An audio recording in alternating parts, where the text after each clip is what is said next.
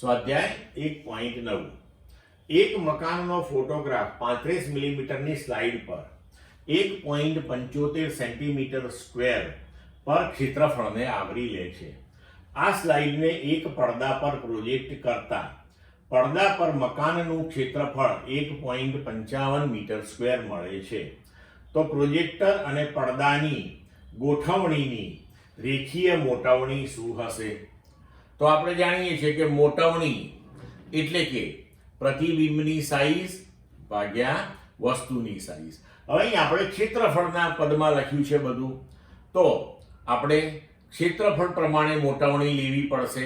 તો એને આપણે લખીશું કે ક્ષેત્રીય મોટવણી બરાબર પ્રતિબિંબનું ક્ષેત્રફળ ભાગ્યા વસ્તુનું ક્ષેત્રફળ.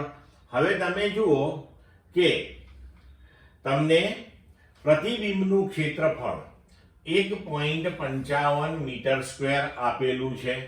તો પ્રતિબિંબનું ક્ષેત્રફળ આપણે લખ્યું 1.55 મીટર સ્ક્વેર.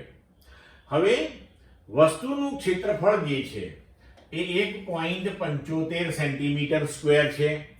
તો 1.75 સેન્ટીમીટર સ્ક્વેર છે અને મીટર સ્ક્વેરમાં ફેરવવા આપણે 10⁻⁴ થી ગુણી નાખ્યું.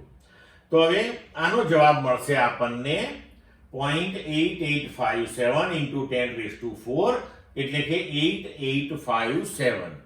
હવે આપણને કહ્યું છે કે રેખીય મોટવણી શું છે, બરોબર? રેખીય મોટવણી આપણને કહી છે. તો ક્ષેત્રફળ ઉપરથી આપણે રેખીય મોટવણી લેવી હોય તો આપણે ક્ષેત્રીય મોટવણી જે છે એનું વર્ગમૂળ લેવું પડે, કારણ કે ક્ષેત્રફળ આપણને લંબાઈ અને પહોળાઈના માપનમાં મળતું હોય છે. તો રેખીય મોટવણી એટલે વર્ગમૂળમાં ક્ષેત્રીય મોટવણી. તો રેખીય મોટવણી બરાબર √8857 એટલે કે આપણું પરિણામ મળશે આપણને 94.1. ક્લિયર મિત્રો?